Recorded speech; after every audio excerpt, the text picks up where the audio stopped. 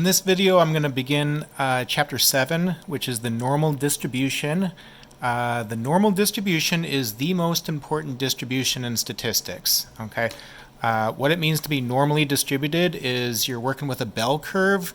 We'll talk about the famous bell curve here shortly. But to find probabilities for continuous random variables, we do not use probability distribution functions like what you saw in Chapter 6. That's for discrete random variables, but instead we use what's called density functions. Okay, the word density is used because it refers to the number of individuals per area. I mentioned that in Chapter 6, just kind of what's coming up next, Chapter 6 was all about the discrete variable. And we looked at specifically a binomial random variable as an example of a discrete random variable. There's lots of other kinds of discrete random variables, but we kind of mainly just focused on that one. And in this chapter, we're going to turn our attention to the continuous random variable, but really our focus is just going to be on a normal random variable. Here's a definition. It says that if x is a continuous random variable, then its probability density function is a non-negative curve whose area under the curve above the x-axis and between two values gives the probability of being between those two values. The area under the entire curve must also equal 1. Okay, a couple of things. First of all, of course, a continuous random variable means that the values are not just restricted to counting number values. You can have numbers that are decimals and fractions. And a probability density function, I may call that a PDF on occasion. A PDF means probability density function. Okay, we're talking about a non-negative curve, so basically the curve itself has to be above the x-axis or the horizontal axis. The area under the curve above the x-axis and between two values is going to give you the probability of being between those two values. Now, of course, our focus here is still on probability, and the thing that I'd like you to notice is that area and probability mean exactly the same thing when you're working with a continuous random variable. Okay, so in all these calculations, we're going to be computing areas under the curve above the horizontal axis and between two numbers. Also, the area under the entire curve must equal 1. Now, that's a property of a PDF. The area under the entire curve must equal 1. If the area under the entire curve is not 1, then you don't have a probability density function. You just got some other curve whose area underneath is some other number, but there's no direct connection to probability stuff. Another definition, a continuous random variable has a normal probability distribution if its relative frequency histogram is bell-shaped and symmetric. Okay, I mentioned that histograms would come up again. I mentioned that back in Chapter 2. And here's where we see that. Specifically, the bell-shaped histogram was going to come up again. And here's where we're going to see that now. All right, so where the bell curve comes from is from a histogram. Okay, so if you have a histogram that is bell-shaped and symmetric, and you outline the tips of the bars with a nice smooth curve, then here's how we get that bell curve.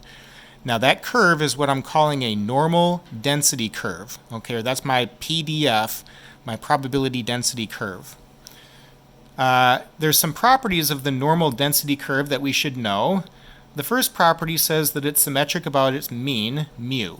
The mean is always going to go in the center of the graph on the x-axis. Okay, now x is my variable, so I've got all these values that the variable can take on. At the peak of the graph, that's where the mean is always going to be located. Now, the area under the entire curve has to be 1.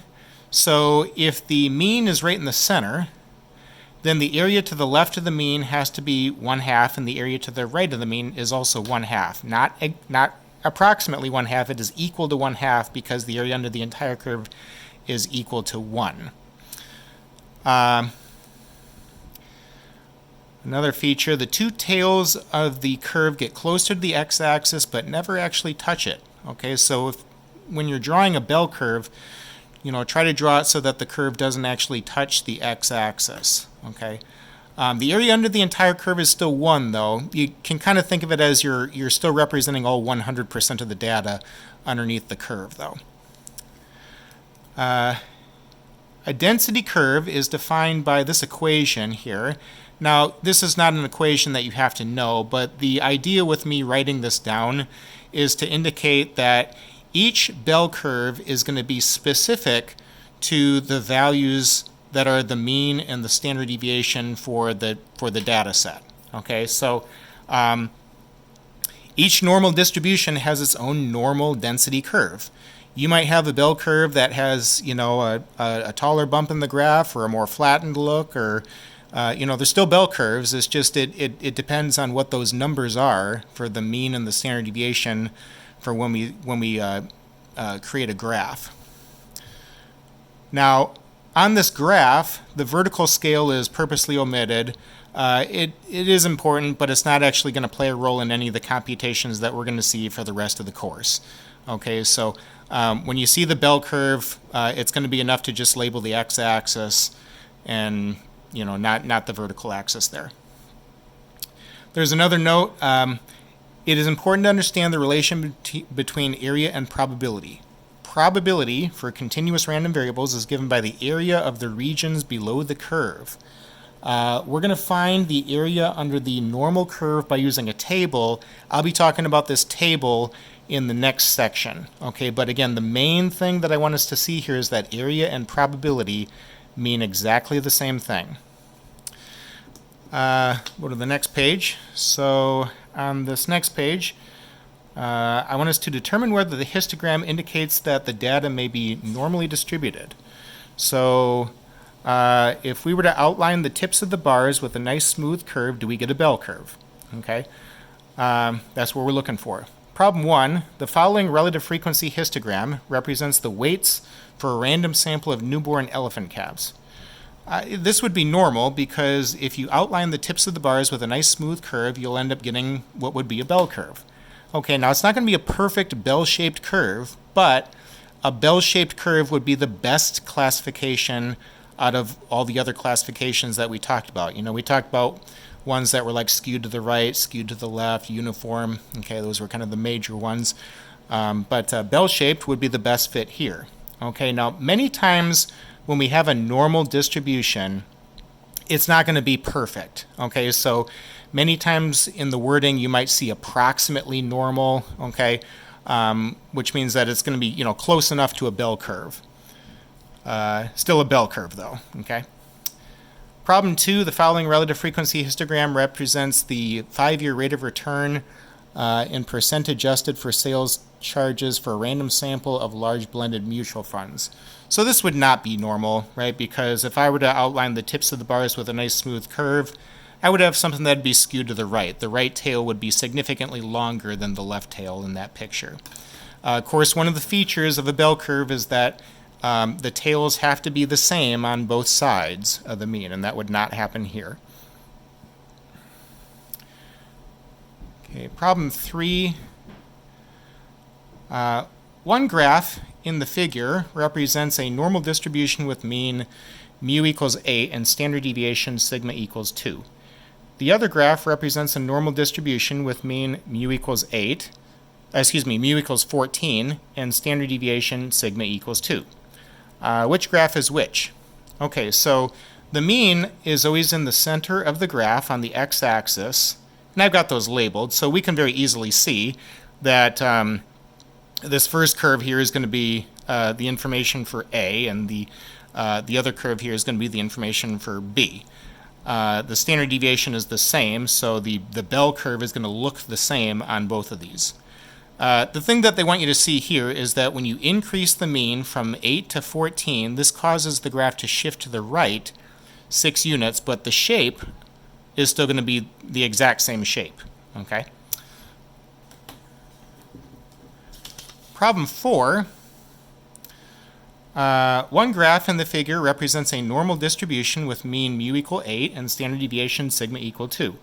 The other graph represents a normal distribution with mean mu equal 8 and standard deviation sigma equal 3. Which graph is which?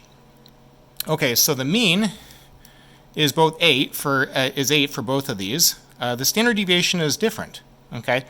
Now remember, the standard deviation indicates how spread out the values are. The bigger the standard deviation, the more spread out the values are. The smaller the standard deviation, the more condensed the values are.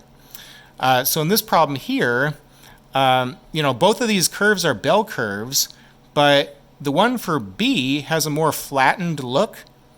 And what that means is that the data values are going to be more spread out on either side of the mean. Whereas in the graph for A, the values are going to be closer than mean. There's not as much of a spread on that first bell curve there. Okay. So again, both are bell curves, but the bigger the standard deviation, the more flattened the bell curve is gonna appear. And that's kind of what I was trying to describe here on this formula that I was talking about on this first page. You might have a bell curve that's going to be producing a taller bump in the graph or a more flattened look. Each normal distribution is going to have its own normal density curve depending on the values for the mean and the standard deviation. Okay, and we'll actually stop right there.